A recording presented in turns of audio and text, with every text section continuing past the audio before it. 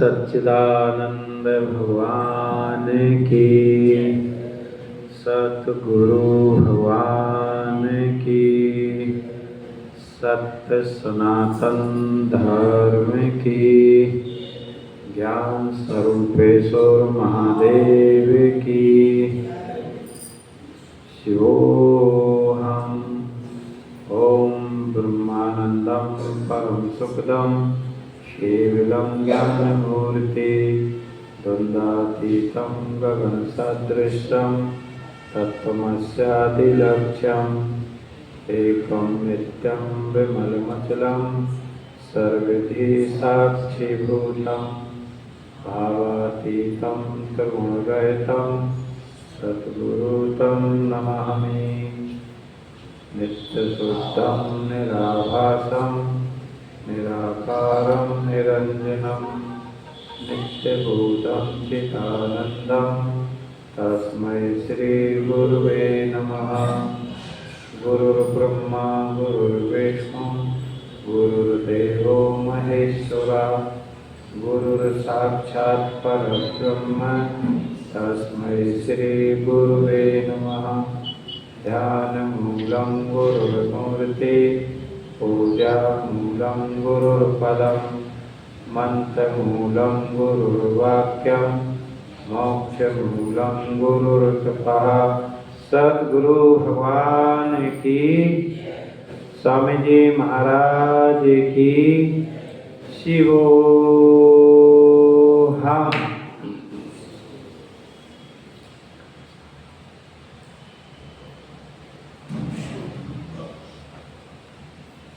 जीवन में यदि कोई अर्जुन बन जाए तो वह भगवान के वचनों को समझ सकता है। यदि कोई उद्धव बन जाए तो वह भगवान के वचनों को समझ सकता है। भगवान श्री कृष्ण के जो वचन हैं वो जीव का क्या स्वरूप है यही बताने के लिए है। जिसको वह अपना स्वरूप देखता है वो जीव का वास्तविक स्वरूप नहीं होता। जिस देह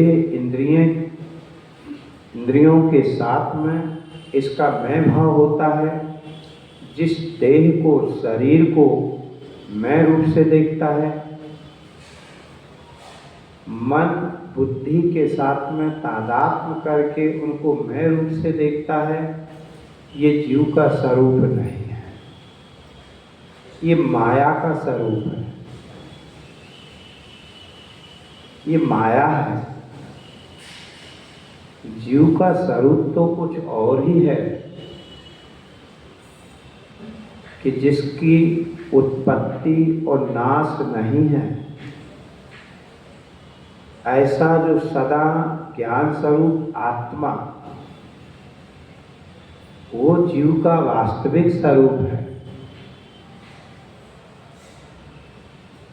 भगवान इस बात को अच्छी तरह जानते हैं कि जब तक ये जीव अपने को शरीर रूप देखेगा तब तक इसके दुखों का अंत होने वाला नहीं। संसार सुख और दुख रूप है।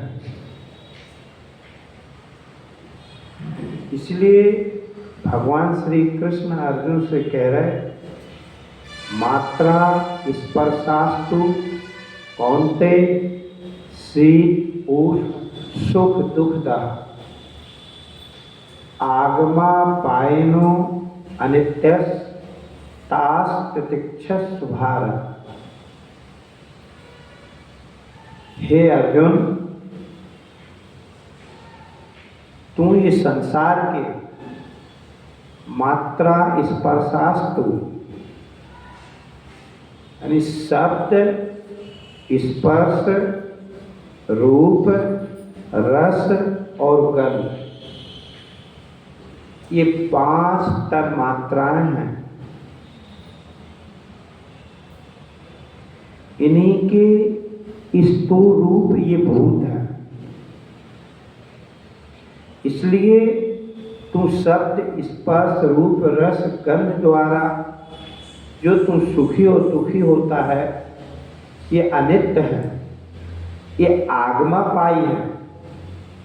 ये एक क्षण आपको प्रसन्न कर देंगे, दूसरे क्षण ही ये दुखी कर देंगे। इसलिए इनको तू सहन कर, आएंगे, सुख भी आएगा। कहा ना कि आप अपने व्यवहार जीवन में देखो, कितनी बार आप सुखी हुए और दुखी हुए। जीवन में देखो, अनुकूलता बरतने लगता तो सुख का अनुभव होने लगता, प्रतिकूलता होने लगती तो दुख का अनुभव होने लगता। वही रूप सुख रूप भी होता और दुख रूप भी होता, वही रस सुख रूप भी होता और दुख रूप भी होता। इसलिए इनको तू सहन कर, इनमें तू घबरा मत। आगमा पायनो अनित्य, ये आगमा पाए यानी ये आएंगे और चले जाएंगे। आप संसार में कोई भी, जैसे शरीर मिला है नष्ट हो जाएगा,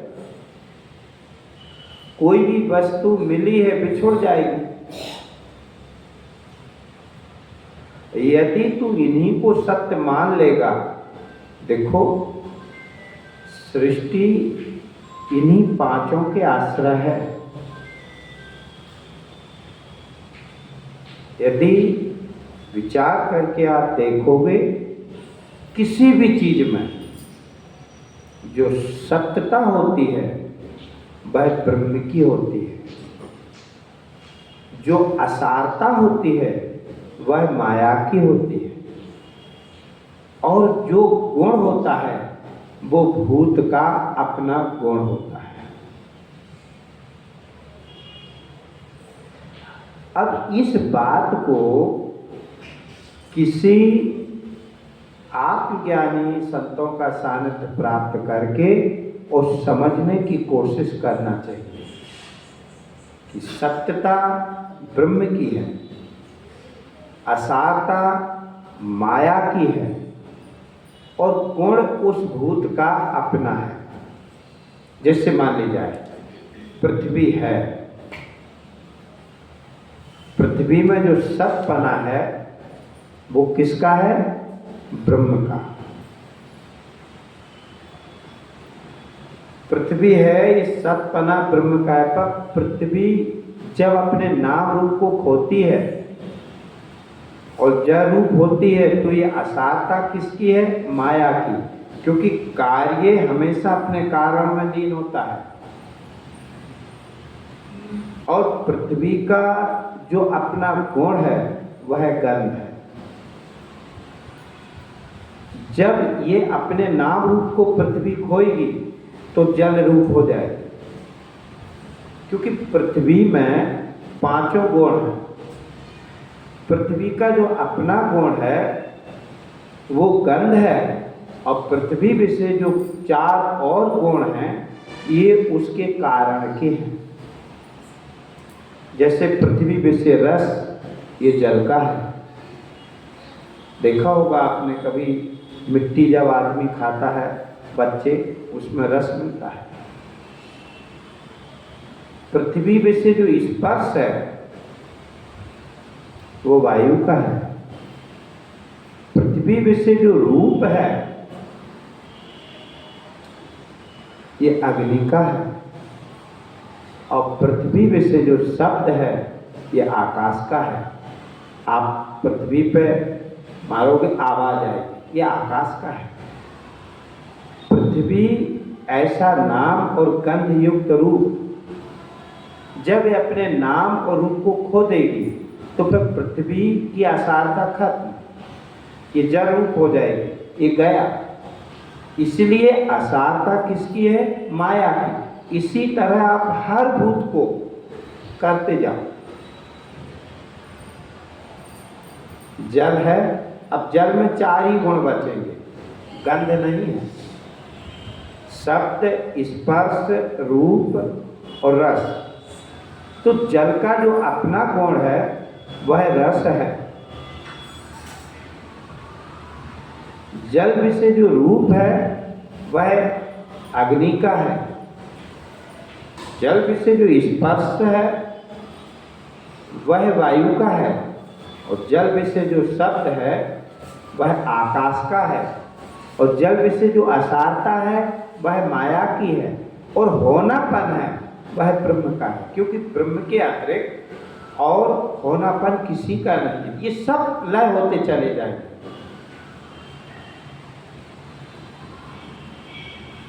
जल अग्नि में लय होगा, अग्नि वायु में लय होगी, वायु आकाश में लय होगा।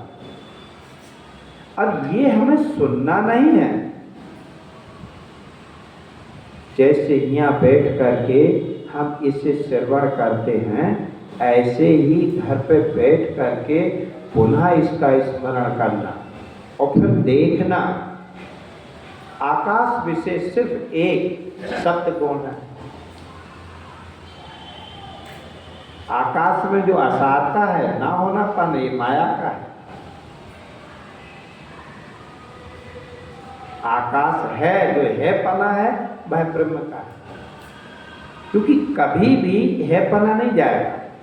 जैसे पृथ्वी है, पृथ्वी ने अपना नाम रूप खोया तो जल है, जल ने अपना नाम रूप खोया तो अग्नि है, अग्नि ने अपना नाम रूप खोया तो वायु है, वायु ने अपना नाम रूप खोया तो आकाश है, आकाश ने अपना नाम रूप खोया तो माया है। और माया जब अपना नाम रूप खोती है तो माया का जो अधिष्ठान सत, बस वही रहेगा। इसलिए विचार करके देखो, इनका अभाव हो रहा। कार्य कारण में लय होता जा रहा। अभाव का मतलब होता है कार्य रूप जगत कारण में लय होना। इसलिए देखो, आप थोड़ा विचार करना, क्योंकि वेदांत विषय विचारात्मक है, भावात्मक नहीं है। यदि आप बैठ करके इस विषय का चिंतन करोगे तो आपको परब्रह्म परमात्मा कहीं ढूंढना नहीं पड़ेगा, वो आपको मैं रूप से ही दरस जाएगा। उसको कहीं ढूंढना नहीं पड़ेगा। पर दिक्कत ये आ रही है कि मिथ्या में ही सच लग रहा। मिथ्या में ही जब सच लग रहा है तो सच को कैसे जाने? वो जितने लोग मिले हैं उस मिथ्या मैं के साथ में ही अहम भाव किए हैं। जो मिथ्या शरीर है इसी के साथ में अहम भाव किए हैं। वो यही बताते, तुम फलाने हो, तुम ठिकाने हो, तुम जन्मे हो, तुम स्त्री हो, तुम पुरुष हो, तुम बालक हो, तुम ब्राह्मण हो, तुम क्षत्रिय हो, बांध दिया। अब कोई एक सच्चा सतगुरु, जैसे भगवान श्री कृष्ण ने अर्जुन को सत्य का बोध कराया, पर भगवान ने व्यवहार को नहीं हटाया। हे अर्जुन, तू क्षत्रिय है, इसलिए छात्र धर्म का पालन कर। पर उस छात्र धर्म के पालन में भगवान को जो सत्य वस्तु लखाना थी वो बता दिया। ऐसे ही जगत के व्यवहार को नहीं बिगाड़ना। जगत का आपका जैसा व्यवहार है वैसा बर्ताव करो। ज्ञान कभी भी किसी व्यवहार का विरोधी नहीं है। यदि आप देखें, अब कई लोग कहते हैं अरे क्या है, क्या भेदभाव करना? नहीं, आप सनातन संस्कृति में यदि देखेंगे तो जूठा हमारे यहाँ निषेध है, वो किसी का भी हो। यहाँ तक कि बेटा पिता का, वो पिता बेटे का जूठा ना खाए। और हमारी ये संस्कृति, सनातन संस्कृति इस बात को पहले ही मान चुकी है। अब तो विज्ञान लोग शोध करके इस बात को स्वीकार करते, आप जूठा नहीं खाइए। अब आप बताओ कहाँ जो, इसीलिए हमें क्या लगता है कि ज्ञान मर्यादाओं को तोड़ करके ज्ञान प्राप्त नहीं किया, किंतु मर्यादाओं का पालन करते हुए, और विचार करो, मैं आपको बताऊं, जिनके अंदर रजोगुण अत्यधिक बढ़ा हुआ होता है, सतोगुण नामुमकिन होता है, तो रजोगुण बढ़ने के कारण वो अपनी मर्यादाओं का पालन नहीं कर सकते, वो कोई भी हो।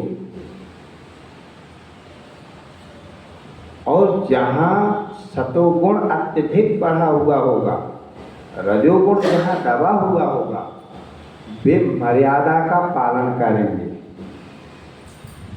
इसीलिए सनातन संस्कृति में सतोगुण को जगह दी है, और उसी सतोगुण का आश्रय लेकर जब आप जीवन के व्यवहार में उतरोगे तो आपको कोई भी दिक्कत नहीं आएगी, और रजोगुण को लेकर उतरोगे तो स्वाभाविक है। देखो, भगवान श्री कृष्ण ने अर्जुन से कहा है, हे अर्जुन, तू देवी संपदा से युक्त है, तू इस ब्रह्म विद्या का अधिकारी है, इसलिए इस ब्रह्म विद्या में तेरी प्रवृत्ति होगी। अभी तक तुझे सुनने को ये ब्रह्म विद्या मिली नहीं, और बात भी सच है। कभी कभी आप देखो, कोई चाहता है कि मुझे भगवान का दर्शन हो, भगवान की प्राप्ति हो, ऐसे भी लोग हैं। अपना जीवन व्यवहार में जीते हुए उनके एक ही अभिलाषा होती है कि किस तरह उस सर्वज्ञ नित्य ज्ञान स्वरूप परमात्मा को हम जान सकें, कि जिसके जान लेने पर दुखों का अंत हो जाता है, दुखों की निवृत्ति हो जाती है। इस संसार के दुख देख करके जब घबरा जाता है तो वो परमात्मा की प्राप्ति की इच्छा करता है। बस जो परमात्मा की प्राप्ति की इच्छा करता है वो देवी संपदा से युक्त हो गया। उसमें जो ज्ञान की पहली भूमिका है, शुभ इच्छा नाम की, परमात्मा की प्राप्ति की, ये उसके हृदय में जाग गई। ज्ञान की पहली भूमिका में भी यही दर्शाया गया कि पूर्व देह में या इस देह में जो सत्कर्म पुण्य आदि करके जो परमात्म तत्व जानने की अभिलाषा जागी, हृदय में एक ही इच्छा कि किस तरह हम उस अविनाशी परमात्मा को प्राप्त कर सके, जो इच्छा जागी, ये ज्ञान की शुभ इच्छा नाम पहली इच्छा है। ज्ञान की शुभ इच्छा, संसार की प्राप्ति की जो इच्छाएं शुभ इच्छाएं नहीं है, परमात्मा की प्राप्ति की जो इच्छा है ये शुभ इच्छा है। यानी अब आपको सही दिशा की ओर आपका मन चला। जब तक हम संसार की भावना करके आत्मा पाई, जो शब्द स्पर्श रूप रस गंध आदि जो विषय हैं इनकी ओर लालायित हो रहे हैं, तब तक वो संसार की इच्छा है, वो रजोगुण बढ़ाने वाली इच्छा है। बताओ, इन 5 विषयों में 5 प्रकार के जीव मारे जाते हैं। शब्द में हिरण मारा जाता, स्पर्श में हाथी मारा जाता, रस में मछली मारी जाती, रूप में पतंगा मारा जाता, और गंध में भौरा मारा जाता। पतंगे की तो अभी आप जैसा देखते ही हो, बरसात की सीजन है, लाइट वगैरह जलती हो वो उसी के ऊपर गिरेगा। जल बुझ गया, उड़ने की सामर्थ्यता लाई, तब भी वो पतंगा उसी आग की ओर गिरेगा। ऐसे ही ये संसारी जीव उन संसार के विषयों की ओर गिर रहा है जो देख रहा कि कल तक न रहने वाली वस्तु अच्छी